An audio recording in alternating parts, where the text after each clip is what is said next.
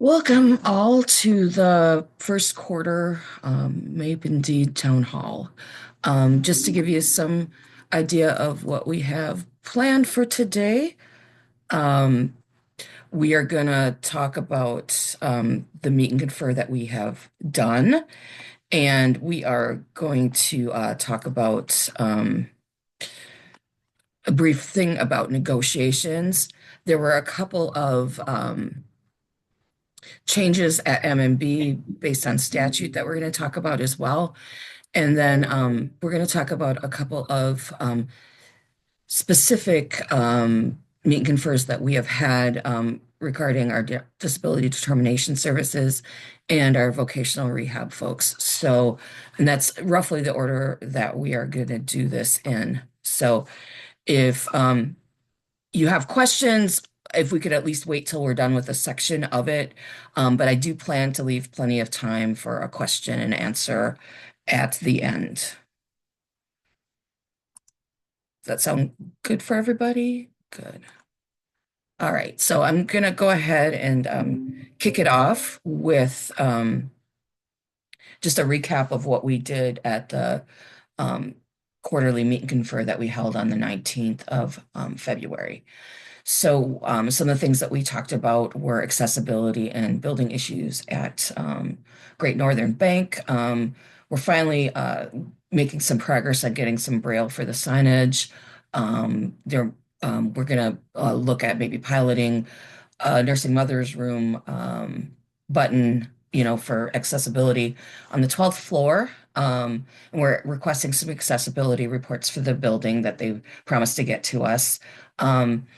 If folks have had issues with the seniority roster, um, just let us, you can work with people to get that. But basically, if you if you have tried all the things that they've put out there as instructions and it's not working for you with the screen reader, you can contact Sam Clayton for some assistance with that.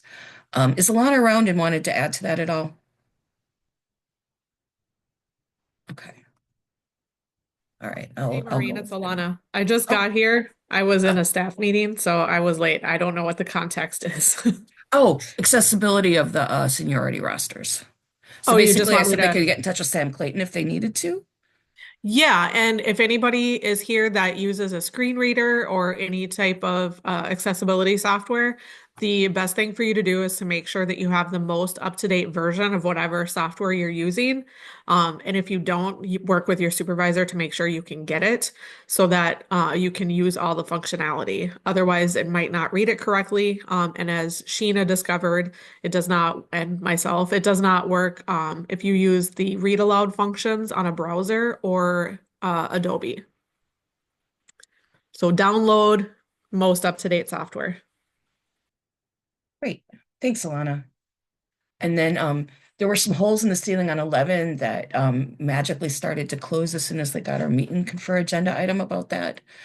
And then if you need hoteling, particularly up on 12, I've heard that hoteling is an issue for those of you that come in maybe just on Wednesdays or whatever, that you can go up to the 13th floor and use the cubes that were there. I'm sorry, I didn't catch what that was, but okay. I think Maybe someone that. just unmuted. It's okay. Oh, Yep. okay. All right. So I thought maybe somebody was asking about that. But basically, there are some of you that only come in occasionally and need hoteling when you come in. And if you aren't finding that any of the paid family medical leave that are empty desks up on the 13th floor can be used if needed because those folks have moved to the Pollution Control Agency's building at Lafayette. And so they will not be using those cubes. And Evan Rowe said that those could be used by anybody who needs a hoteling cube for coming in and doesn't have a regular cube to use. And then we have been told that they're going to work harder on cockroaches and on pigeon poop. So continue to make reports to the building on that. So deed building help. Michael, could you drop that in the chat? The Yep. email address for deed building help. Yep. Just 1 second. Great. And so if you have any building issues that you discover, you should send this way because we need to know that they've been reported before we can follow up on them because then they'll just ask if we reported them before we can follow up on them, basically. So just make sure you're reporting them, and then if they're not getting addressed, let us know, and we'll follow up with management on those. Um, so we also try to get an update on achievement awards, and apparently that's still in process. But we are being told that they're trying to simplify the process to get those done, um, and they're trying to roll out plans to get the awards done a little bit differently. So we should have an answer on that soon, and you should be seeing some publication about new achievement awards going forward. So it shouldn't be a whole Maureen, lot longer. And this, Chandra, if you want this, to add more to that, that would be yeah, great. yeah. When we talked to them, so if you go onto the Den and to the HR page where achievement awards are, the nomination form is actually back open. So they said, feel free to have people send nominations. They are going to be, I think, looking at the backlog of stuff that they had from before. And then they did say that with the what's the ones that are tomorrow, not the achievement awards, the recognition awards, that people who are were nominated for a recognition award will actually be considered also for achievement awards, and they plan on getting things going. I did look at the nominations form, and one thing that I noticed is that it no longer asks if you've received permission from the person's supervisor, which I think is great that you can, make a nomination without having to go to their supervisor and do something like that first. So Mhm. I encourage people, if you have folks that you would like to put in for a nomination for achievement awards, yeah, go ahead and send them. Yeah. And they still haven't really given us an estimated time for when those are going to actually start going. And that's what I was trying to say. I was getting to that, but thank you. I Sorry. think you Yeah. summed it up better. In that, it is out there. You could start Right. nominating now. I just don't know when people will actually receive those awards, if they get Yeah. chosen for the award. It seems like they're trying to do it more on like a rolling, like as they Mhm. come in and not like these quarterly chunks. So I would Right. guess we'd start seeing more like maybe each month having like a few people instead of, yeah, Yeah, that. and when they're going to roll out the rolling, we're not really sure because they're still building the process on that. Mary, was your question?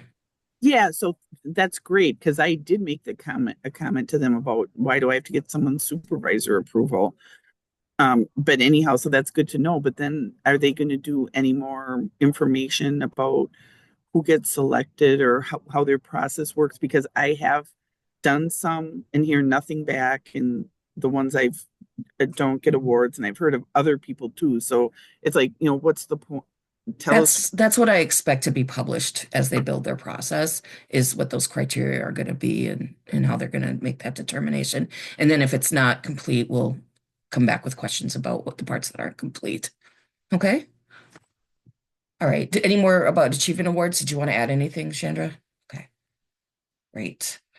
Um, so the next thing I'm going to talk about is unemployment insurance, vacation leave. So, we did talk about this last quarter in that there were some requests that were getting denied because the calendar was full. And there wasn't a whole lot of transparency around that. One thing I want to mention is that there is contract language that if you need that day off for a religious holiday, that it shall be granted. So if you're getting denied after telling them that it's for a religious holiday, let us know. We may or let a steward in your region know. Basically, that would be Region 5 here for people that are assigned to Great Northern Building, or Region 17 for St. Cloud. But if you're getting denied for taking a religious holiday, we may have to grieve that if we can't get them to just give it to you because there's contract language around that. So, we'll deal with that on a case by case basis if it happens.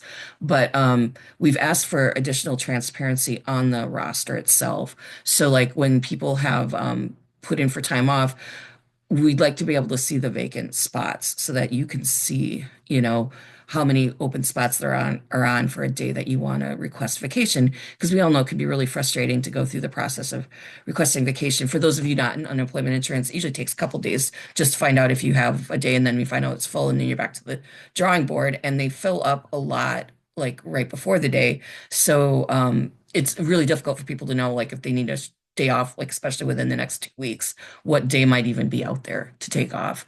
So we're trying to get some transparency around that and some transparency around wait lists, especially for those dates around the holidays. So we'll be continuing to work with unemployment insurance about that, but HR has agreed to talk to Jennifer about that and see what we can do.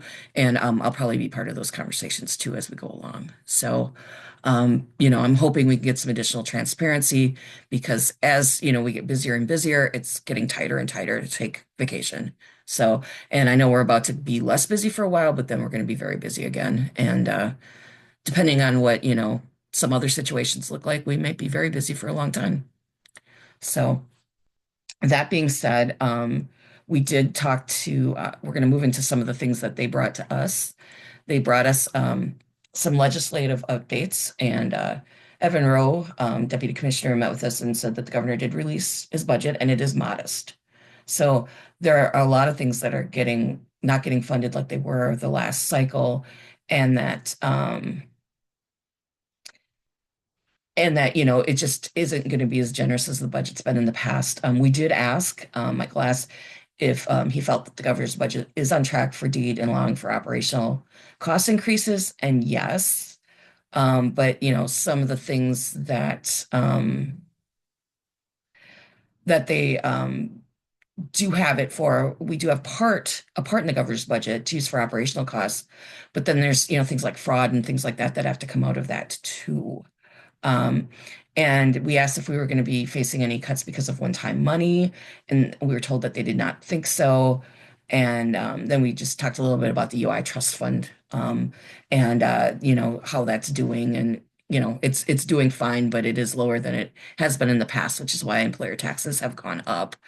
And then we talked a little bit after that about career force workloads, and talked about what supports that were going to be needed to help job services staff prepare for increase in referrals, because as you might know, there are some voc rehab services that the categories are looking to be closed in the future. If you didn't know that, I'm sure most of the people in vocational rehab know that, but they are looking at closing on some of the categories, eventually all of the categories is my understanding. And as part of that, that might mean that there's some bleed off of services to our career force partners. So we asked about what that was going to look like, and we were told that they don't anticipate a lot of that, but I think it's worth sharing here that if you are in career force, that you might see some people that you don't normally see because they aren't able to receive those services at the vocational rehab level. And they'll just be coming for general services because they want some help with job placement because they're waitlisted for additional services. So just keep that in mind. And Sheena, maybe you want to shed some more light on that. Yeah, I just think I want to point out, because management was very clear on, well, you guys have, Dee and Chris said, we've closed categories in the past. This is true. I don't want to diminish that is not a fact. However, we have never historically closed 2 through 4 in one swoop. And one of the things that was mentioned in a staff meeting that I was a part of in my team was that it will highly likely be that all categories will close simultaneously. Something that I don't think everyone may have been aware of. And so, there isn't a slow taper with people realizing they're not going to be served. And so I think it's very important to realize that our job service folks and partners who are tasked with serving universal customers are now going to have to figure out how to manage that, since they're not typically required to do hand over hand assistance, even in just trying to log into the computers. Um, and so, I'm advocating on behalf of them to make sure that we have clear expectations for both people coming in and staff and how to be best supportive. And kind of maybe I don't like the idea of putting time parameters around people because I understand that like they're there asking for help for a reason. But, I've seen it in Mankato where every computer is taken up, every seat is taken up at the tables. People are waiting for computers, um, and people get impatient, right? Because this is their most vulnerable time in their lives. They've just tried to get work or let go, and they're trying to find the resources to put their life back together. So making sure that we're staying mindful of that on our partners because they are not, this is that they're not their fault that they have to deal with our overflow either. So if there's other ideas from anybody like that does job service, um, different programs, if you have better ideas of how to manage that workflow, I'd be happy to entertain a meeting so that we can better advocate at the meet and confer level and make sure that you guys get the appropriate supports. Exactly. Thanks, Sheena. So then we did have some general information about deed budgets and funding. Evan said it's hard to say, what's going to happen with federal funding. This is an agency that's pretty widely federally funded, and they're going to work together to figure out any budget issues that we have. We can hope that we're flat funded and not decreased, but we don't know that that's what's going to happen. And then, so, there's still a lot of uncertainty around our budgets. And we don't know what the federal budget is right now. And as we know, there's court cases about freezes and things like that. So, that's an ever-changing picture at the federal level. And, our management really doesn't know a whole heck of a lot more than we do about where some of that is going to go in the end. So, just keep in mind, right now, there are some divisions that are, in a little bit of crisis because of that. And little bit is probably not the right word. But we'll talk about that a little bit later. We'll put a pin in that and come back to it. So going forward, we're just going to have to keep in touch and really stay on top of that. So, if you hear anything or you've been told anything, it would be good to let us know that, so that we can follow up with that with the appropriate people to talk about that. Just as we go, but just know that it is something that's being closely watched by our management, by us, and by anybody, that's going to be affected. And, there aren't a lot of answers that we'd be able to take on questions on that, to be frank, because nobody really knows what the crystal ball is going to say about federal funding in the future, as far other than what's already been committed. And so then I'm just going to go ahead and move on to, yeah, go ahead. Maureen. Hi, it's Annette Selbach from Voc Rehab Services. Just a quick, during lunch, I was watching the president's cabinet meeting, and Trump did reiterate that they are trying to close down Department of Ed, which would affect Voc Rehab. That's where most of our federal dollars come from, and send all of the responsibilities back to each state, and that that would come back without tax dollars attached, those responsibilities. So we'll see how that plays out. Yeah. Yeah. But next time I'll know to call on you if you just raise your hand if you could, okay? I'm sorry. No, I didn't realize you were coming. So, and anybody feel free if you know something to break in, but just raise your hand so I see you coming. Okay. It's useful. Thank you for that information. You're welcome. So then we did talk about the MAPE, the MMB survey versus the deed survey, and asked about why we weren't doing the deed survey this year and only doing the MMB survey because it's a lot less specific, I guess. And we're told that, they may do another deed survey in the future and that they just want to see what kind of data they get from the MMB survey. And that, they're going to also discuss and make recommendations for improvements to the MMB survey. So, they haven't committed to definitely bringing it back, but they also said that it wasn't like a permanent, like we were never going to do, the surveys again. And then we also talked about upward feedback for managers, and we're told that it's not going away, but that it's just going to be moved. They're going to revamp it, and it'll be moved more to the process, like when performance reviews are done, and tied more into the performance review process. And that so that the timing of when we would do our upward feedback to our managers is just going to change. So we're still going to have that opportunity in the future. It just got skipped, unfortunately, this year for a lot of us. But going forward, we're supposed to expect that that's going to be the case. So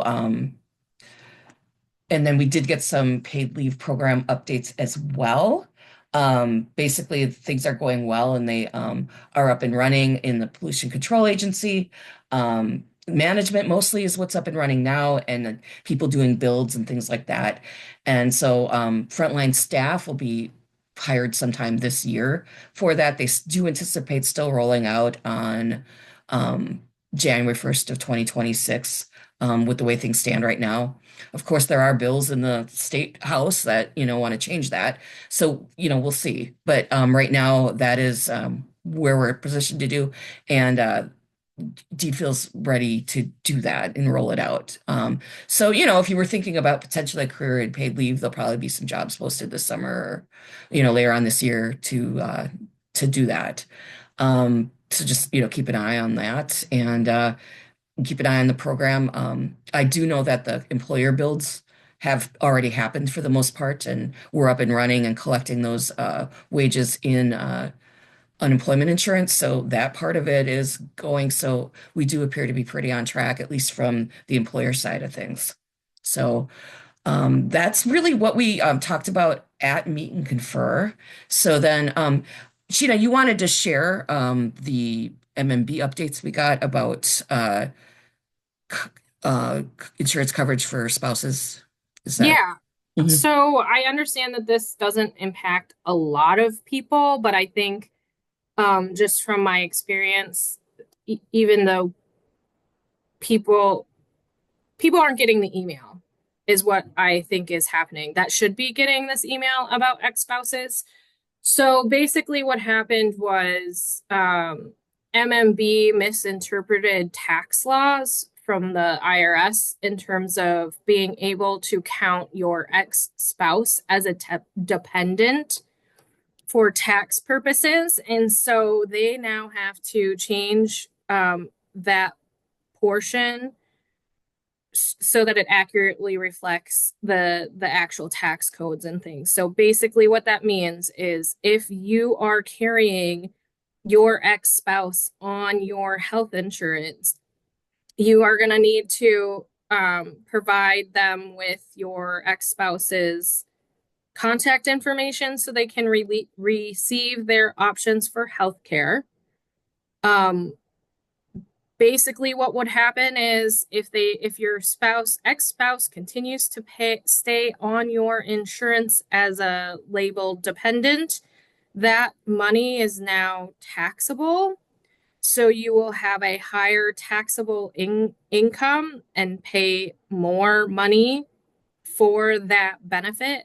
And I believe it also has some type of sunsetting, like your ex-spouse can only exist for so long on your health insurance, and then it would turn over to Cobra. So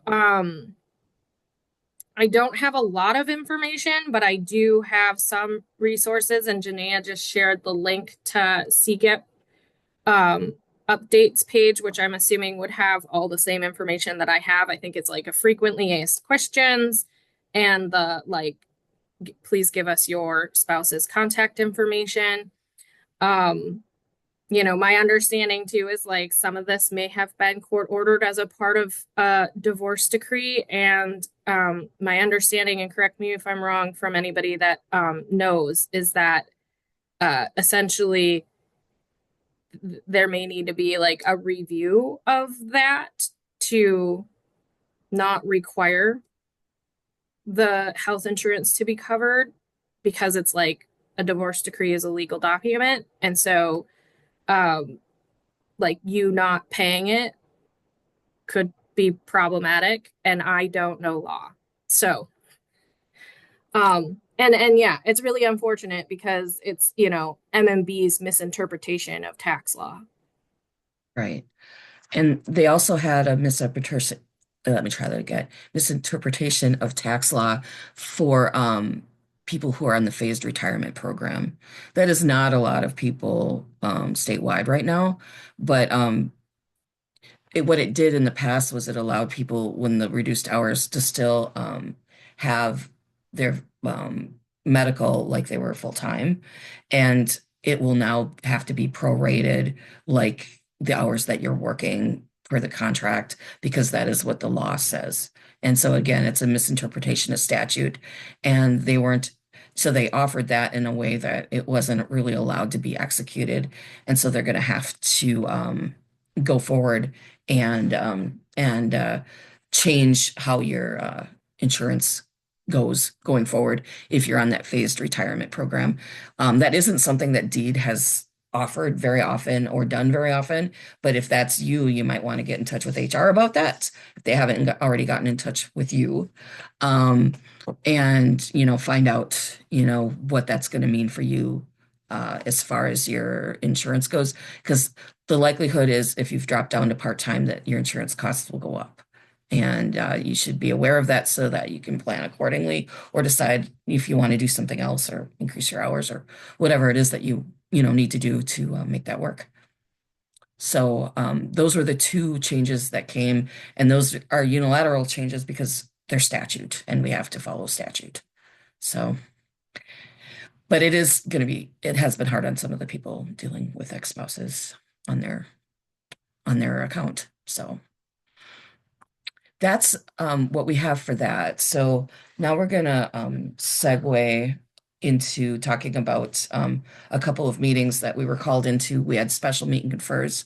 I'll talk about our disability determination services first. The Disability Determination Services Group is pretty much 100% federally funded. And in the past, whenever there was a budget, crisis where it wasn't sure that the federal government was going to reach a budget by the deadline, they would get layoff notices about 30 days out. And so we were called in to talk about those layoff notices. But they did manage to reach an agreement that their positions would continue to be funded through SSA, even if that happened and it shut down, as happened last time we were looking at a shutdown. However, with this federal government and the way that things are going, that could change. And if that changes, we are looking at a group of folks who might be looking at layoffs down the road because they don't have any funding to do their jobs. Currently, they're okay, and they will remain okay, at least as far as still having jobs. Other things that were discussed at this meeting is that, they've been on a hiring freeze for almost 2 years now, and they are at a low staffing level and high caseload. So those are things that are going to need to be addressed, through that, groups meet and confer going forward, and we're going to provide them as much support as we can. But just wanted to let you know that that was brought up as a possibility because of, not reaching a federal budget. It is something that's happened in the past. It happens pretty much every time that there is contention with the federal budget. And, they're going to go through the same procedure that they usually go through. But this is uncertain times with federal budgets, as we know. So hopefully they will continue to have that budget, going forward, even if things shut down federally. That's the intention now, and we hope that that stays going forward. Now we're going to talk a little bit about vocational rehab. And I don't know if either of the folks here that Shanda or Sheena that have been in some of these meetings want to talk about this, or if you want me to start the conversation, because I don't want to put you on the spot. Do you mind? What? Go ahead. I said, do you mind doing it? Not at all. Thank So we have met with management a couple times now about vocational rehab. And as many of you know, they're in a pretty significant budget shortfall due to a lot of reasons that I, don't think it's worthwhile to go into here. But just understand that it's large. They're going to have to address this through cuts to services that we've already mentioned. And we've also been told that, there's a $10.3 million offset in staffing. So we've met to talk a little bit more about like how that's going to look for staffing.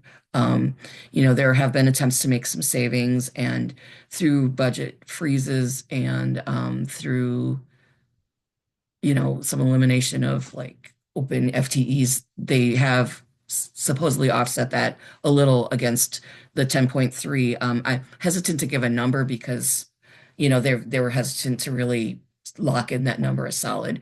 But I will just say, there is some offset of that. That being said, we're still looking at layoffs for this group of people. So, if you know anybody in vocational rehab, maybe just extend them all the grace that you can, because this is going to be a rough time for this department. They are looking at early retirement incentives first, and those will be offered to the people that once we can get to a memorandum of understanding about that soon, and they will need to make decisions on a very short turnaround if they decide to do that. And then after, they will also be offering voluntary layoff to folks. And I just want to point out that voluntary layoff offers no benefit that waiting to get laid off would offer.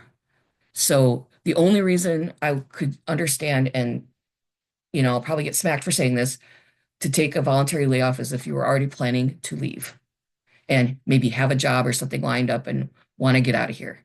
Because otherwise, I would just wait and let it happen if it was me.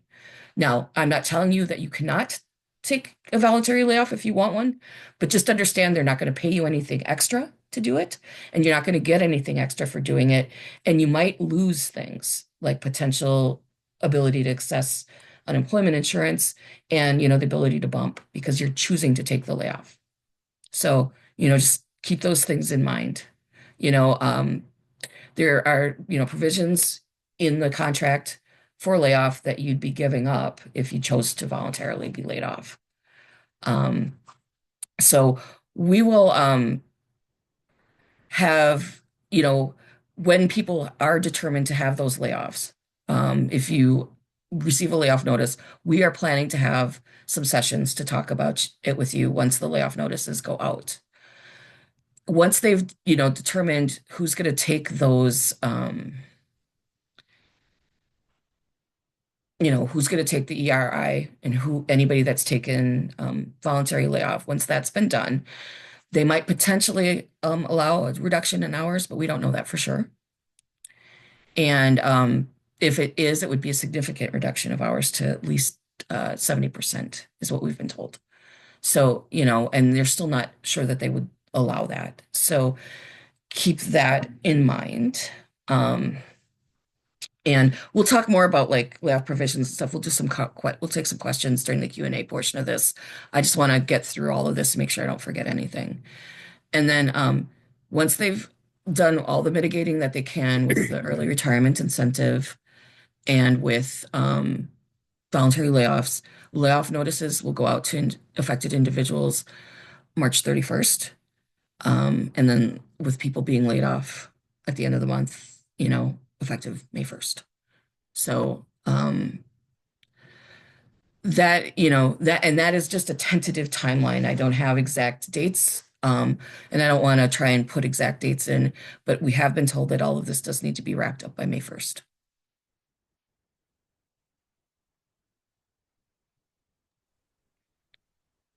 Chandra, go I ahead. see.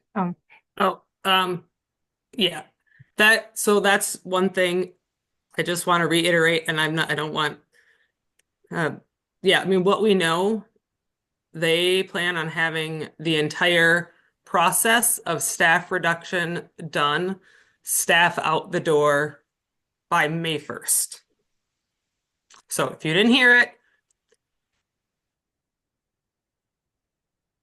Oh, she that's really froze. important that oh, am I froze? You did. Okay.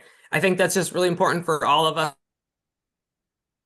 cross deed as we work through this, that this timeline is soon, and we are all here to support each other. And we do plan on hosting several VR meetings to support each other, talk through the processes, whatever anybody needs. I am interested to know if people want to put it in the chat, like what times for meetings works well for people. I mean, I'm open to hosting meetings like at 9 o'clock at night if it works better for people, like after your kids go to bed, like whatever. I know Mhm. we don't all have time at like 5 o'clock when we're trying to make dinner and do after school sports or things like that too. So, um, Mhm. yeah, and reach out to us individually. There will be an email going out to staff with all of these details. So that's all I want to Yeah. say. We just wanted a chance to maybe talk it through with folks before we sent the email, but that will be going out because we know you're Yeah. not all going to be here, and it sometimes helps to look at something in writing. So, Um, the other thing I wanted to note was the 70%, because people were asking about that for the reduction of hours. So, that's 70% of your time worked. So that would put you under 32 hours a week and under full um healthcare benefits. They usually mhm. call it like zero point 0.7 if you are in a reduced hours position. And then they'll say like your health insurance premiums are then prorated based on the amount of hours you're working. So not only are you not going to get paid the time because you're opting to reduce to 70% time worked, you will also pay more in insurance premiums, correct? That's what That we is correct understand. because And the so cutoff for full there's, is 75. yes, so full benefits eligibility is if you were working 75% of your hours. And so at this point, unless you can like afford to do that and reduce that many hours in pay, plus pay more in premium, plus have no guarantees that you're going to be served a layoff notice, it doesn't seem like that's going to be the best option for anyone. And I highly doubt that like anyone will willingly select that. And I don't think management has any intent of negotiating anything on that because it's voluntary. So, just something to keep in mind. Now, obviously, if those are options that you choose to do, that's your choice. And I think we can all agree that we'll be here to help navigate that. I'm just saying simply on a personal standpoint, it doesn't sound like a very good option if you think that you may be at risk for a potential layoff. And I would say that there's a, yeah, if you've been started in the last few years, it may not be a good option. Okay. So that being said, I'm gonna repeat something that Janaea, our business agent, put in the chat. Anyone that receives a notice or is asked into a meeting with management to request a steward or a representative as soon as possible. And I cannot emphasize enough how if you take, like Michael said below, if you take nothing else from this meeting, take that. Okay? Because we want to make sure that your rights per the contract are enforced as we go along with that. So I am going to try and get through some of the questions. Let's start with what's in the chat, but if you want to ask it verbally, go ahead. That actually would be helpful to me. You can put your hand up and ask it that way. So, I did see another question around involuntary reduction of hours. that has not been planned. It's either going to be a layoff, an involuntary, an involuntary layoff or, one of the options we already talked about. They did not say that they were going to make anybody reduce their hours. Corey, you have your hand up. Hi, thank you. This is Corey. I was just wondering if you can talk a little bit more about what bumping is. Oh, sure. We'll probably hold some sessions about that, but under the contract, if you get a layoff notice and you have seniority over another position within 35 miles, you could potentially, and there's a lot to it. So, I mean, I don't want to get into all the possible ins and outs of bumping, but you'll be notified of other positions that you could claim as yours and bump that person out of their position. So, for instance, if you are position qualified to do, oh, vocational rehab rep work and you're a counselor, you could potentially bump a rep that you have more seniority over.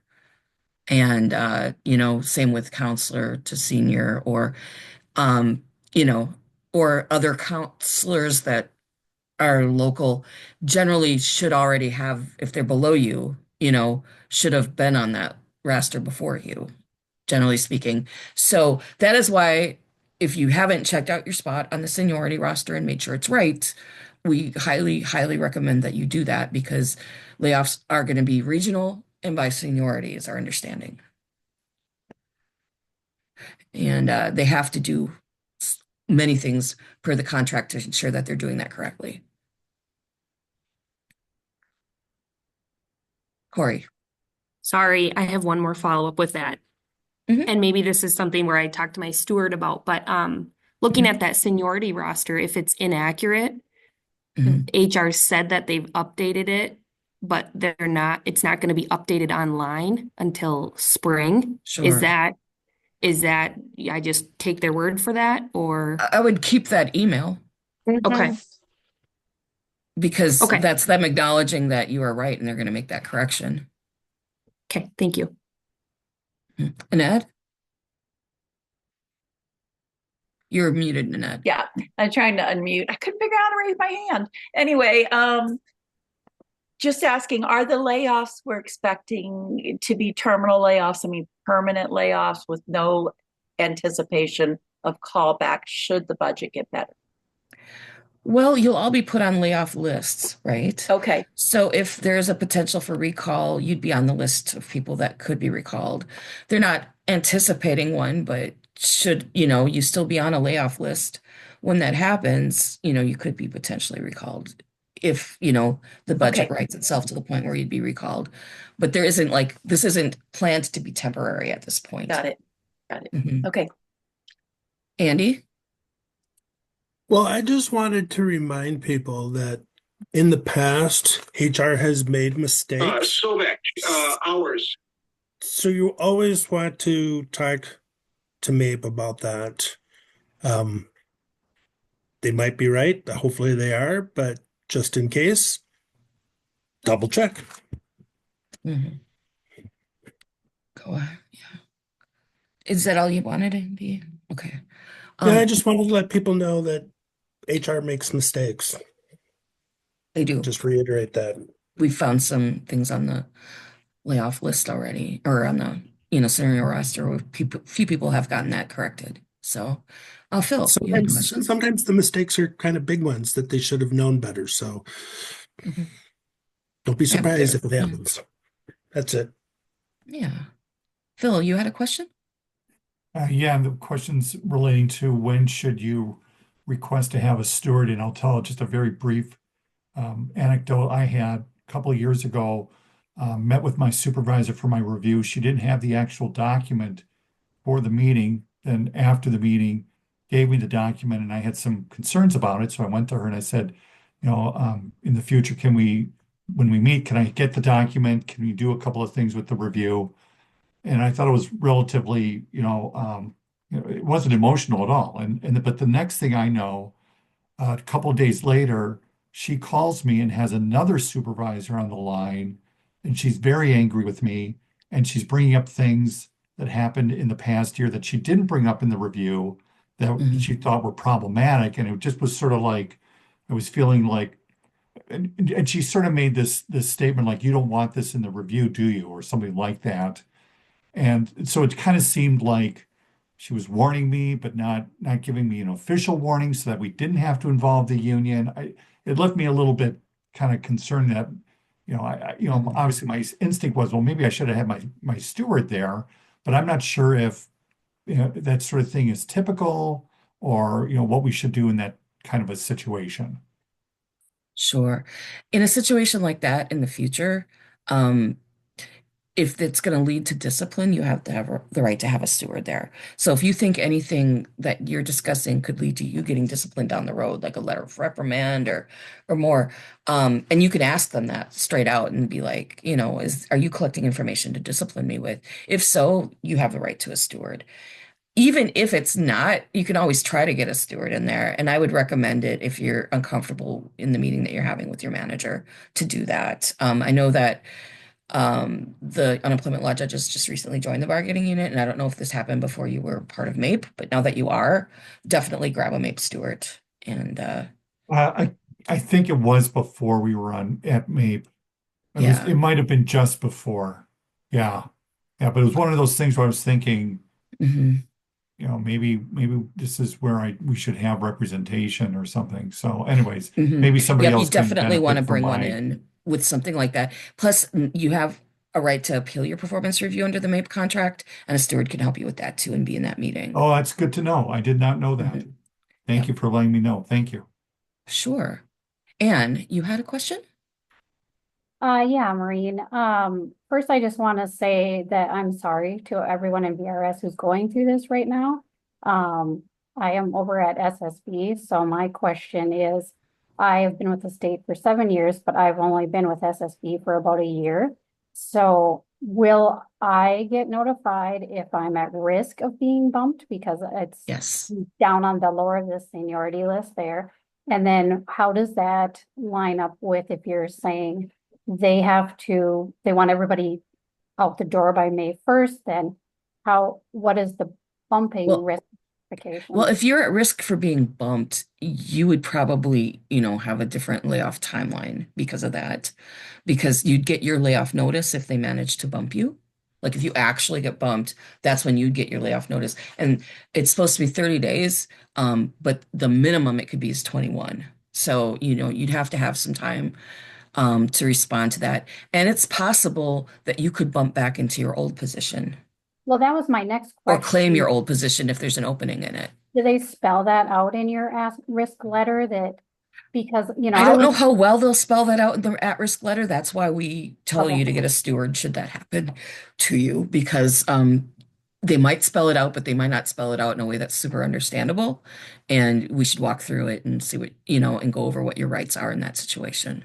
and you're bumped back into your category, correct? Because our stuff was getting phased out. So Oh, sure. if I'm WD1, then so that it goes back to the category, correct? Well, yeah, it would be going back to the class that you're qualified Right. for. So like if your position isn't the same, whatever it is now, if you were doing that position, does that make sense? Yep, thank you. Okay.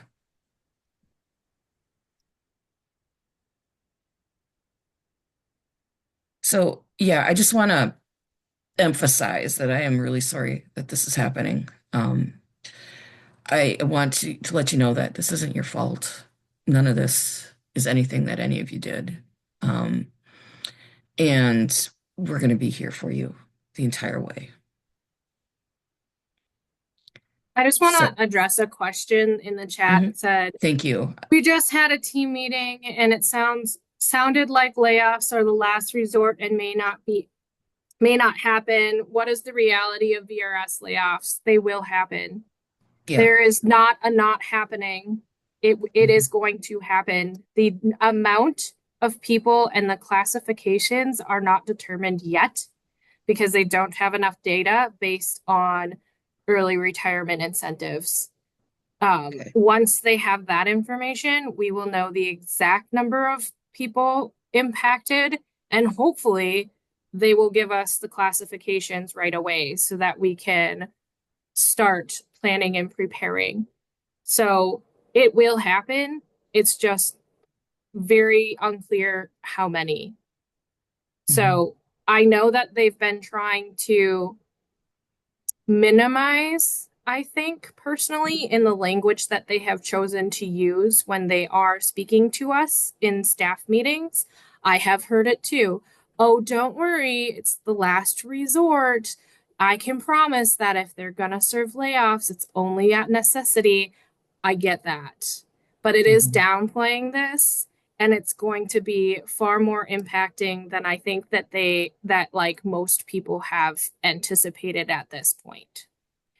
And so I just am tired of what they're trying to do in terms of minimizing the impacts. Yeah. To be clear, they made it clear that there would be some layoffs. We just don't know the number. So there's no way we're getting through this without any. We just don't know how many there are going to be. And I understand that when you are potentially facing that, that is a hard thing to hear. But, we will share as soon as we know more information. Michael, you had your hand up next, I believe. Yeah, I also just wanted to address one of the questions that's popping up in the comments around like Excellent. the Thank you. 35 miles and bumping. Yes. So there's a couple of different subthreads here. So I'll first just note that, the 35 miles is when you are receiving a layoff, you have the option to bump the least senior employee in an appointment in about in about 35 miles. There's like 4 or 5 different situations that could happen there, depending on if the person's temporary employed that you're bumping or not. But the point being is that you would bump at first the least senior person on that roster, but because there's a possibility of multiple bumps, right? It might be the least senior and then the second least senior and then the third least senior. And so that's kind of how that would be addressed. There was a discussion of if could you bump someone into a layoff? That is unfortunately, if the person who's bumped isn't able to use any of the other remedies in our layoff process, then they would be laid off. And that sounds horrible, but I want to note too that this is actually one of the few places where having a union is incredibly important, right? Because, well, it's actually everywhere. There's lots of places where it's important. But in this case, we have a very clear, defined process that has a standard that we've all agreed to, versus if we just left it in management's hands to fire whoever that, or to lay off whoever the heck they wanted.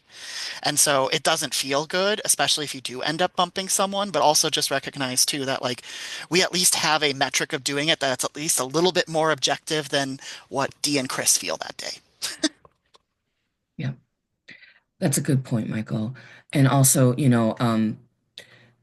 there's also provisions for claiming open positions. So if you are position qualified for a position that is open, I mean, granted, it probably won't be in voc rehab because they had to close all the open positions, but elsewhere around the state, there might be jobs within 35 miles that you could claim. And so, HR is supposed to work with folks to help them determine that. But you should also be working with a MAPE steward and the business agent to make sure that you're having your rights preserved in that situation. I thought I saw another hand. Did we lose somebody? It was my hand. This is Megan Hansen, and he somewhat answered my question. I was just going to ask about the roster because this is my first experience, but I think I understand it better now because I sit kind of in the middle of a group. I have no idea if I'm up for layoff or not, but I just thought if I'm newer, it would help people because I'm like 11 of 23 in my class of position or whatever. So I was just trying to better understand what that was. So. Somebody said, if you get laid off, do you for sure get severance? Yes, that is one thing that we can answer. That is contractual.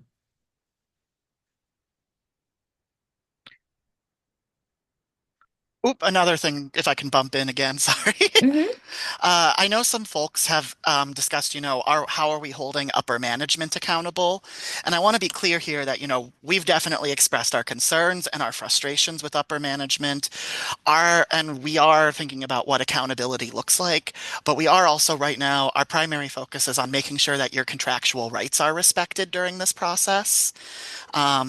And that this process is followed correctly and properly. And then once, we can make sure that's done, there's plenty of time for a reckoning after that.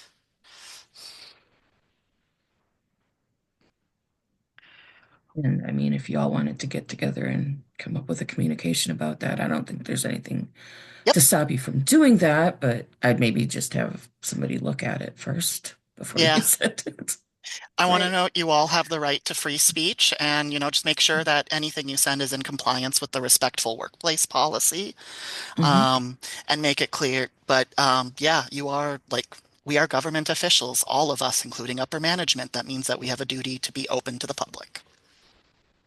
And I think just one thing I want to note too, um, if okay, example, say someone from the public decides to just blast the piss off of all this in the Star Tribune tomorrow. They can do that, right? But then they might remove Dee and Chris like effective very quickly.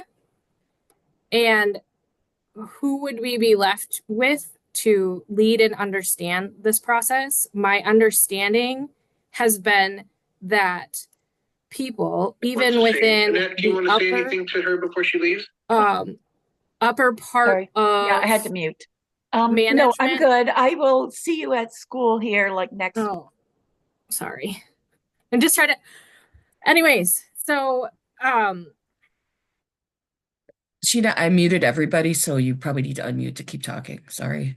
no, it's okay. So I think it's pretty clear that like what we would be left with is people who would be interim leading that have no contextual knowledge because they have compartmentalized so much of this information that the people who would theoretically be put in place to replace Dee and Chris don't have enough knowledge to lead. So I worry a little bit about the information vacuum that would happen if we kind of push that button too quickly and allow them to be terminated ahead of all of these things being put in place. Now, again, we are private citizens. What information is shared with the public and how that gets out is totally, we don't have any formal power or say. I would say that if you are going to do anything along those lines, keep it off state servers, I suppose, and use your private emails because you are allowed that freedom of speech. So just understand that it's a little more complex than just trying to get them fired tomorrow, right? And we may want to be more thoughtful in how we run a campaign to do that at a later date. That would just be my personal opinion there, I suppose. Yeah. Hannah, you had a question for us? Yeah, I was just curious if there was any information about which potential positions would be laid off. Not at this time. There is a contractual obligation in several contracts and statutorily that it does go across all the bargaining units. So it's not like they can just say, we'll take it all out of MAPE and no AFSCME or no MMA. Managers are also going to be subject to this. Okay, thank you. Chandra. Yeah, I think like we've talked about that a little bit, and maybe people heard it in one of the VR meetings that we had. But when it comes to the layoffs, when they lay off, they have to lay off a proportionate number of field staff and management staff. So we're talking like MAPE AFSCME, they decide to lay off whatever percentage that comes out to be, they have to lay off the same percentage of MMA and above. Yeah, and that's required statutorily, so they really can't get around that. Now, would they try to define that in interesting ways to try and get around that? Sure, but that's part of the reason we're here.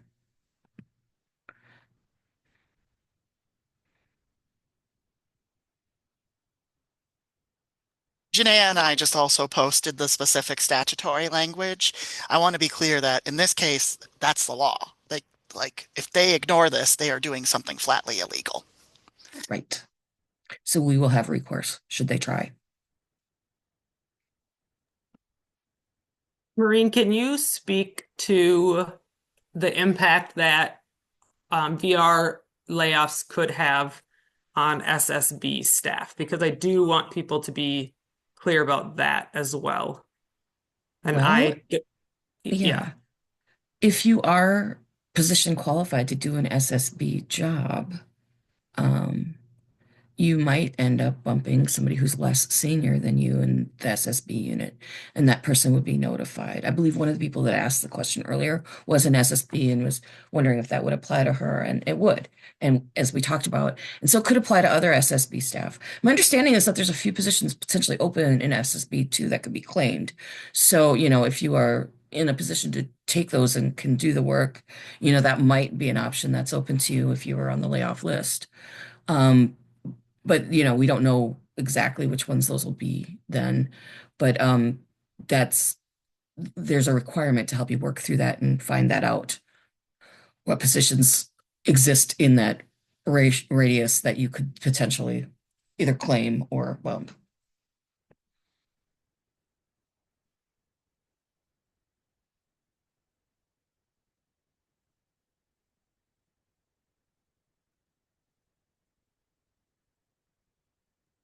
Okay. Well, if you're low, depending on where you are, as far as somebody asked how they know who their MAPE person is, you can go to the MAPE website and find a steward, and find who the closest person is to you. That is probably your best bet. Search by your local number or your name, and then it'll take you to your local and you can see who your stewards are. And you'll also see who your business agent is. So that is one way that you can do that. If you need help doing that and are having a hard time finding out who your MAPE person is, you can always get in touch with me and I can help you find that person. I'll offer that on the spot. Will they bring in the rapid response team to bring in a dislocated worker program? We're asking for that. We're hoping that happens. I believe that they're required to do that. So, just because the number of people that are potentially impacted by this, I think meet that threshold. So I'm hoping that they'll be setting up some meetings for you all with the dislocated worker program. If not, you're still going to be allowed to have those services, but it would be nice if they had a group meeting and a potential grant for you all.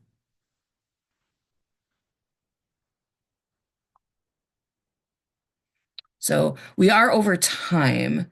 So, I'll stay around for a couple minutes because I know that this is important and, traumatic information will stay. But I also understand because we're over time, if you need to go, you need to go.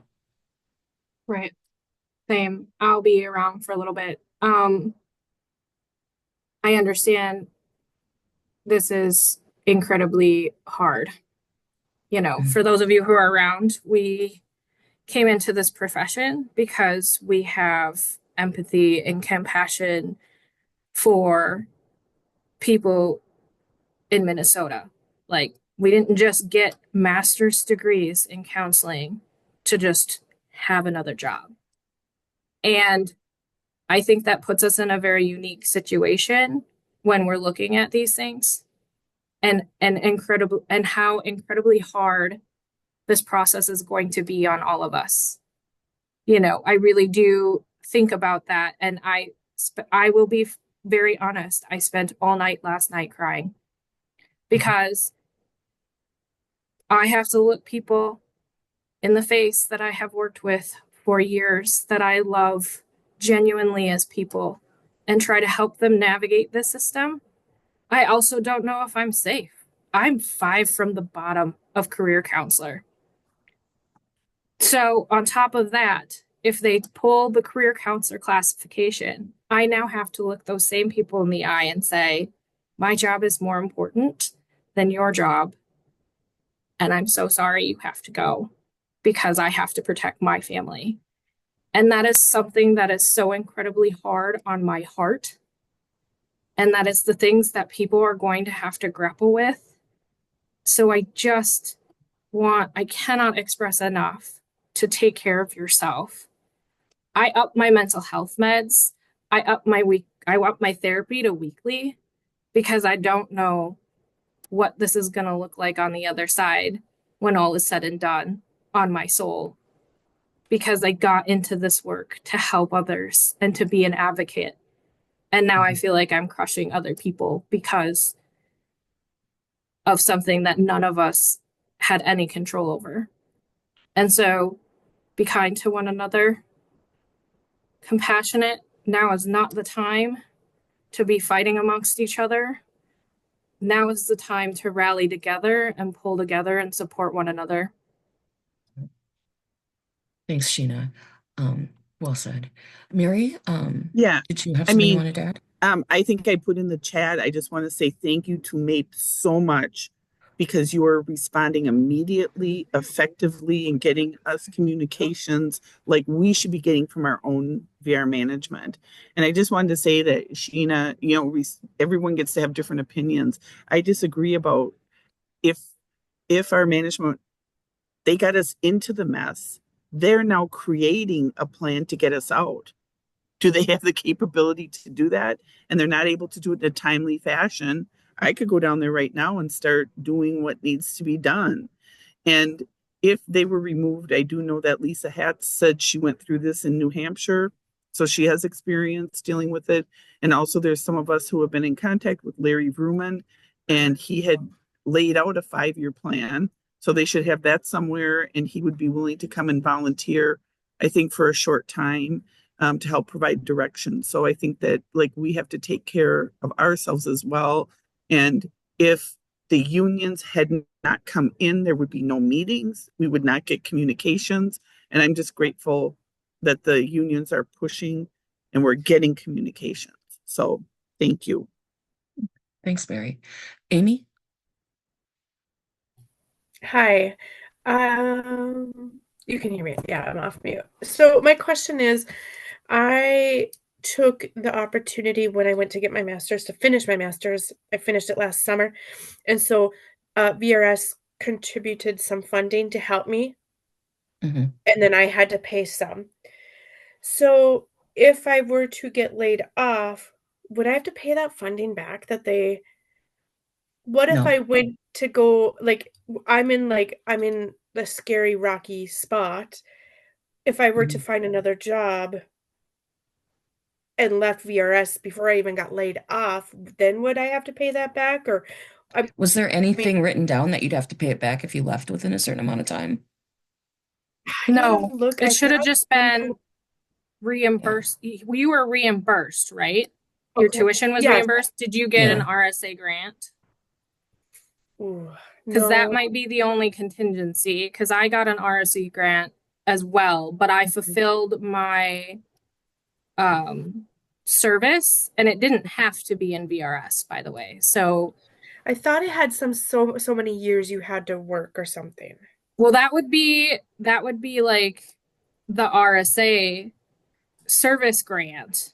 But like VRS's reimbursement of tuition didn't have any contingencies anything? attached, other Okay. than like you had to make it through that semester, and they don't pay for like retake classes, which is very similar to how like our funding functions for post-secondary education as well. So I think you're probably good. I would just double check on making sure that you didn't hold an RSA grant, because you're going to want to find a job within the VRS field in order to fulfill the service requirement of the grant, because then you might be required to pay that back. You also get a grace period. I like literally just know all of this because I literally just finished in November. So Thank you so much. yeah, feel free to reach out to me if you have any questions. I'll put my email in the chat again. Okay, But Sheena. if anybody's asking anyone for money back, let us know immediately, because that should not be happening. You did not ask to get laid off. That is not your fault. And if you find another job, you're doing it because you're in the position of possibly being laid off. And, you know, Erica, you had a question? Just real quick, I also had the RSA grant, Amy. I'm with State Services for the Blind, and you would have signed paperwork about it too. And I know Sheena looked at it, but also I'll put my email in there if you have questions. I've had a couple of them recently and completed them, and there's a portal. So if you ever need help, I'm also here. Thanks, Erica. I appreciate that. This is Chandra. I just pulled up. So we in VR, we do have like the guidelines for tuition reimbursement. And there's a section that says tuition reimbursement and service obligation guidelines. Staff who receive tuition reimbursement from VRS are expected to work for a minimum of 2 years for Minnesota VRS upon completion of the training. Mm. But if you can't, that's not your fault. Right. That's something Right. that like you said, Amy, if they say like, oh well, we're gonna lay you off and you owe us $5,000, like call us, because that's not even cool. Right. Yeah. But what if I found a job before I got my layoff notice? That's where I'm kind of like, you know? Well, I mean, those notices are like in a month, right? You wouldn't be starting that job probably before then. But should that happen, I would still make the argument that, hey, you found this job because your department is going through significant cuts and you didn't have a choice because you were low on the seniority list. And, but we would talk to them about that. Trying to get that money back from y'all at this point, would be a look, let me tell you. But, we'll help you fight it should it get to that point. Okay.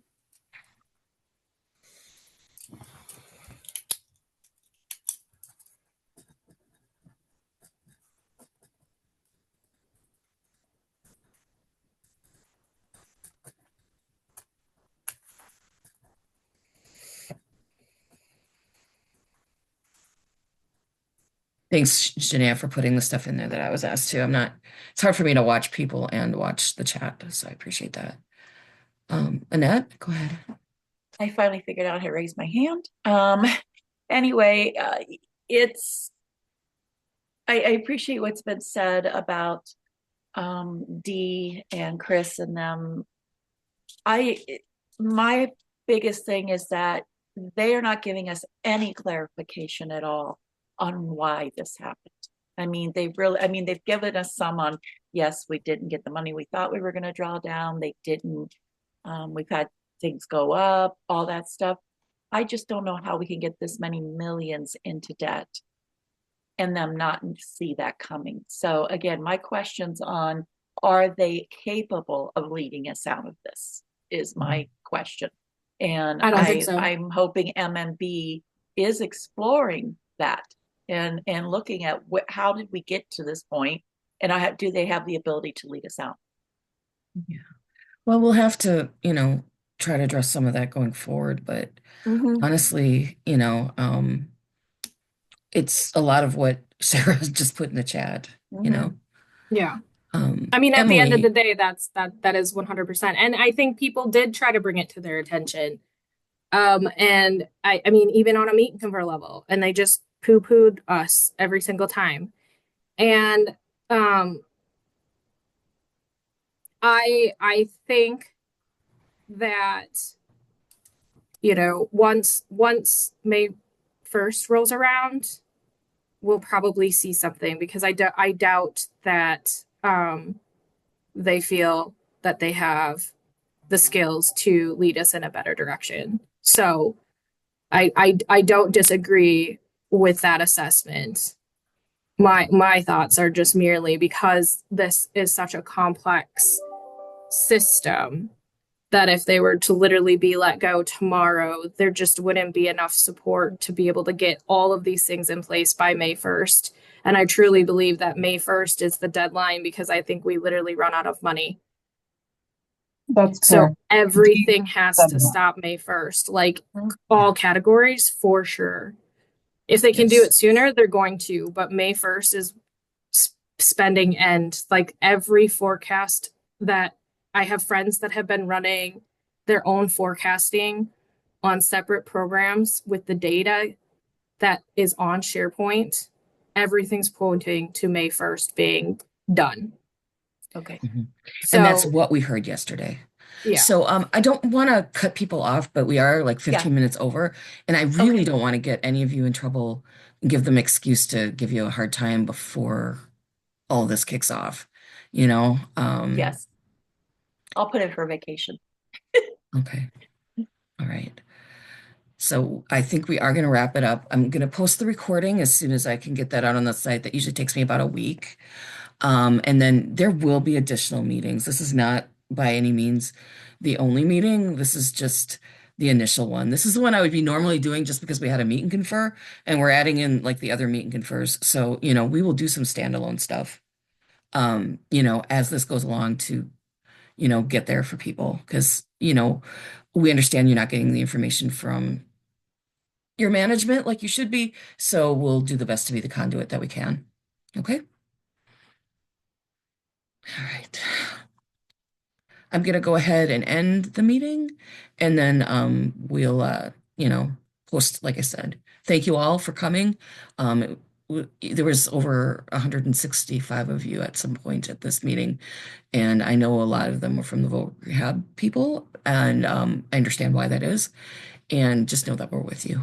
Okay? You have a good rest of your day.